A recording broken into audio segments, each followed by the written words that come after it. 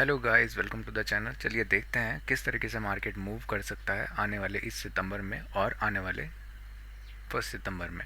ठीक है, सबसे पहले हम मंथली एनालिसिस अगर स्टार्ट करेंगे, हमको निफ्टी 50 में एक चीज़ देखने को मिल जाएगी। निफ्टी 50 का चार्ट है, मंथली में एक nice negative candle follow through में मिली हुई है। ठीक है, यहाँ पर नेगेटिव कैंडल था, उसको फॉलो थ्रू मिला हुआ है। हालांकि ये कैंडल पॉज जैसा है, फॉलो थ्रू तो मैं इसको नहीं बोलूँगा।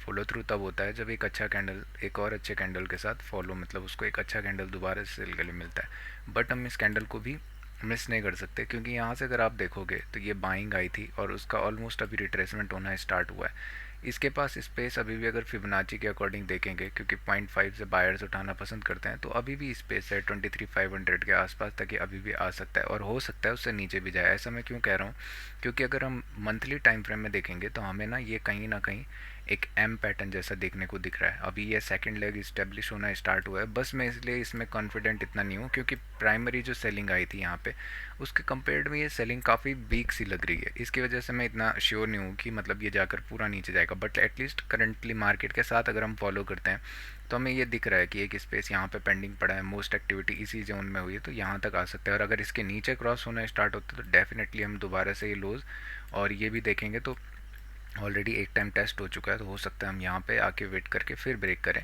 आने वाले टाइम में हमें सेलिंग प्रेशर देखने को मिल सकता है। तो करंटली हम सेलिंग की तरफ को बैठेंगे। अगर मैं बाइंग की तरफ को एक स्कोप देखूंगा तो यहाँ पे ट्रेंड लाइन बनने का मैं वेट करूँगा एक। ठीक है, हो सकता है इस वीक मैं बाइंग ना करूँ, बट अगर इस जोन के ऊपर कुछ निकलना स्टार्ट करता है उसके बाद ही मैं ज़्यादा प्रीफर करूँगा बाइंग करने के लिए, क्योंकि तब तक मंथली के अकॉर्डिंगली बाइंग का कोई सिनारियो अभी दिख नहीं रहा है।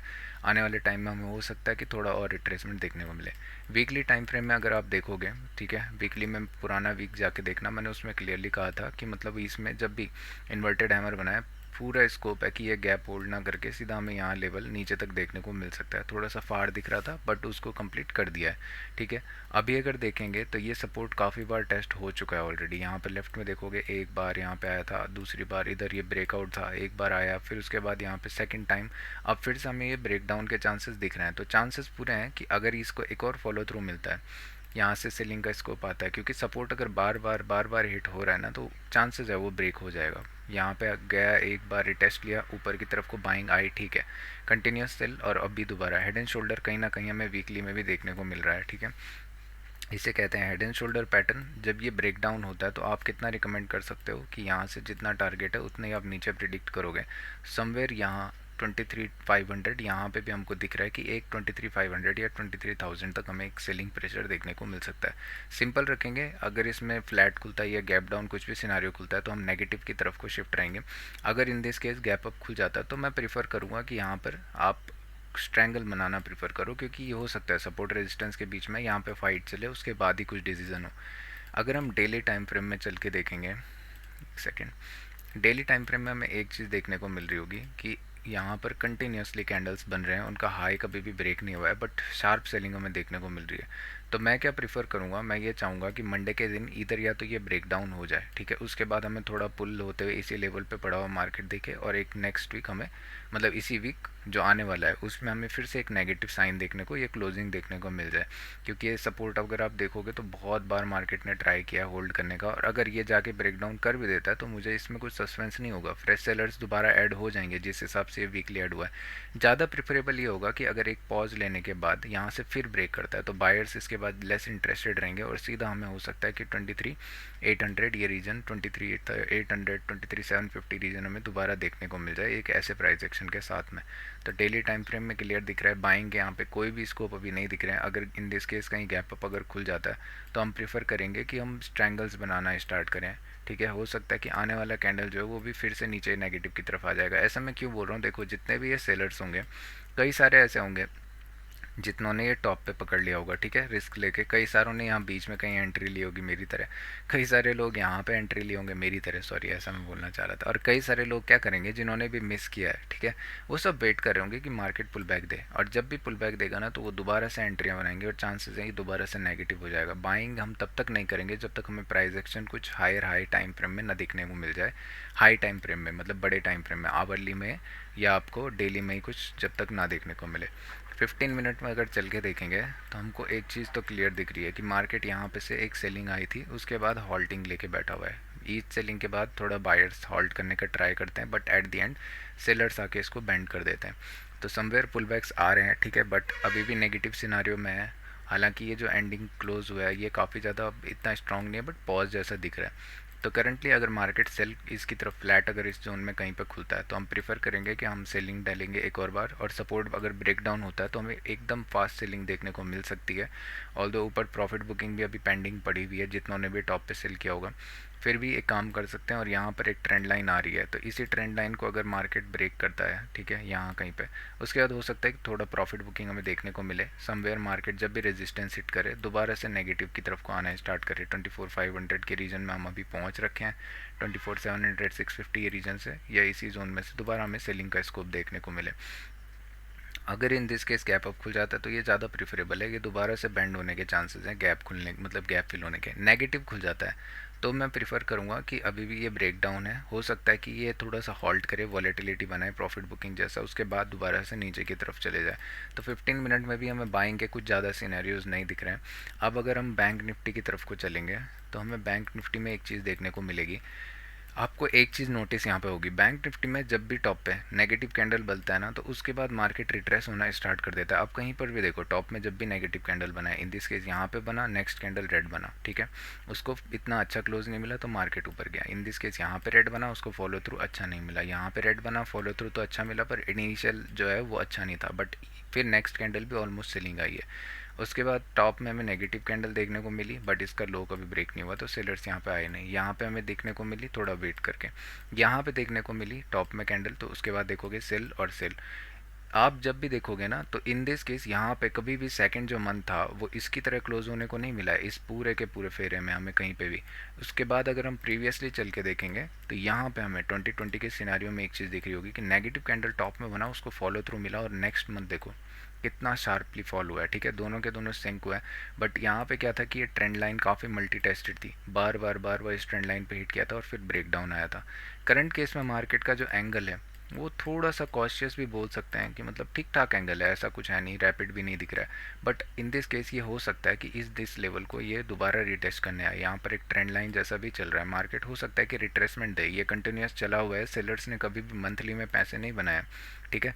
हमें सिर्फ यही दिख रहा है कि मंथली में बायर्स हमेशा क्या करते हैं, जब भी आते हैं बायर्स एक स्विंग उठाते हैं, उसके ऊपर निकलना चाहते हैं, सेलर्स नीचे नहीं आ पाते हैं, बायर्स जाते हैं फिर उसके ऊपर निकल जाते हैं, जाते हैं फिर ऊपर, हायर हाई चले जा रहा है, सेलर्स को कभी पैसा नहीं मिला।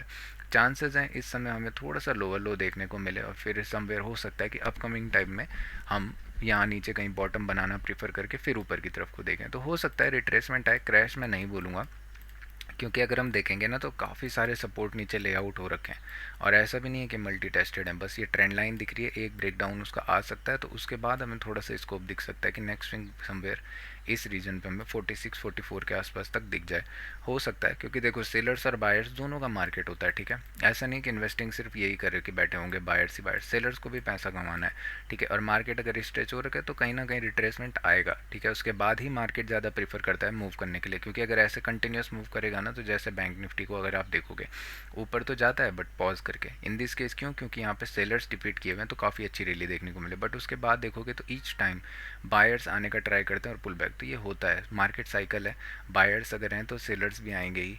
बट फिलहाल ऐसा कुछ नहीं है कि क्रैश जैसा कुछ सिनारियो दिख रहा है, क्रैश बहुत रैपिड होता है, अगर इसको होना होगा ना तो ये बहुत क्विकली नीचे जाना स्टार्ट कर देता है, ऐसा आराम आराम से नहीं आना स्टार्ट होता।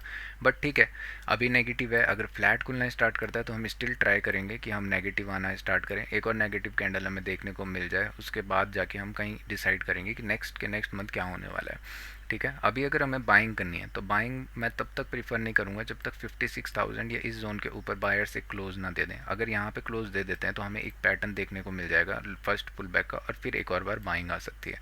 तो ये मंथ थोड़ा सा डिसाइडिंग होने वाला है। अगर वीकली में टाइम फ्रेम में देखोगे तो यहाँ पर एक ब्रेकआउट हुआ था, ठीक है, और यहाँ से कुछ खासा बाइंग हमें देखने को मिली नहीं ब्रेकआउट के बाद, तो ये लेवल ऑलरेडी यहाँ से अपना काम तो कर चुका है ऑलमोस्ट। अगर मार्केट यहाँ पे थोड़ा सा वेट करता है और उसके बाद ब्रेक करता है तो मैं ज़्यादा प्रीफर करूँगा कि हम सीधा यहाँ इस जोन, ठीक है, 50,000 या ये नीचे के लेवल को टेस्ट करना स्टार्ट कर देंगे। फिर उसके बाद अपकमिंग टाइम में हम कहीं बॉटम फाइंड आउट करेंगे, क्योंकि नीचे सपोर्ट्स के बायर अभी बैठे हुए होंगे और मल्टी सपोर्ट है, तो कहीं ना कहीं पे भी बाइंग आने के चांसेस हैं। ये सब सपोर्ट अभी पेंडिंग पड़े हुए हैं, ये वाले, ये सब, इनसे बाइंग कहीं ना कहीं उठ जाएगी। तो क्रैश अभी सिनारियोज थोड़े से लेस लग रहे हैं, ठीक है।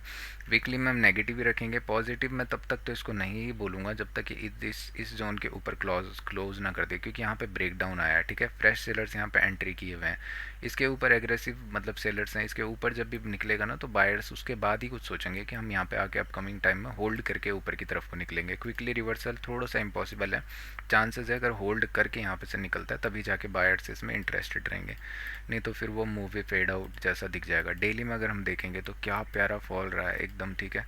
1 2 3 4 5 6 कैंडल ऑलरेडी नेगेटिव बन चुके हैं। पॉज उसमें देखना, मैंने एक बात बोली थी प्रीवियस एनालिसिस में डेली के, हमें थोड़ा सा पॉज देखने को मिल सकता है। हो सकता है कि हमें एक हैमर टाइप कैंडल देखने को मिले। ऑलमोस्ट नून तक तो एक हैमर ही बना हुआ था, ठीक है। 15 मिनट में चल के देखेंगे तो यहाँ तक एक हैमर तो नहीं, थोड़ा पॉजिटिव हो गया था ज़्यादा। उसके बाद आके मार्केट समवेयर फेड हो रहा है। तो ये दिख रहा है कि मतलब बायर्स आना तो चाह रहे हैं बट होल्ड नहीं कर पा रहे हैं। इन दिस केस अभी क्या है, हमारे पास एक सिनारियो हो सकता है, सेलर्स अपना आराम से पोजीशन होल्ड करके बैठे हुए हैं डेली के अकॉर्डिंग। तो अगर समवेयर यहाँ गैप अप खुलता है इन दिस केस, तो हो सकता है कि ये इस विक के ऊपर जाए और उसके बाद थोड़ा नेगेटिव क्लोज ना दे, बट थोड़ा पॉजिटिव टाइप में क्लोजिंग दे, हमें वेट करने को मिल जाए, फिर हमें सेलिंग का स्कोप देखने को मिले। उसके बाद अगर फ्लैट खुलता है तो हम स्टिल इसके लो के नीचे एग्रेसिव तो नहीं, छोटी क्वांटिटी के साथ शॉर्ट करेंगे, बट क्विक ट्रेल करके रखना।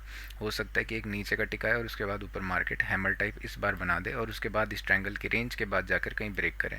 अगर in this case gap down खुल जाता है तो बढ़िया सिनारियो रहेगा कि प्रॉफिट बुकिंग आए, और चांसेस हैं कि एक टिक नीचे या उसके बाद प्रॉफिट बुकिंग आने के बाद हम कहीं देख सकते हैं कि मार्केट क्या डिसाइड करने वाला है। ऑल केसेस में हमें एक ही चीज़ देखने को मिल रही है कि market most of the cases में क्या दिख रहा है, नेगेटिव दिख रहा है। तो थोड़ा सा कंसिडरेबल होकर वो करना अपना इन्वेस्टिंग, अगर किसी ने की हुई है तो थोड़ा सा ट्रेल करना स्टार्ट करो।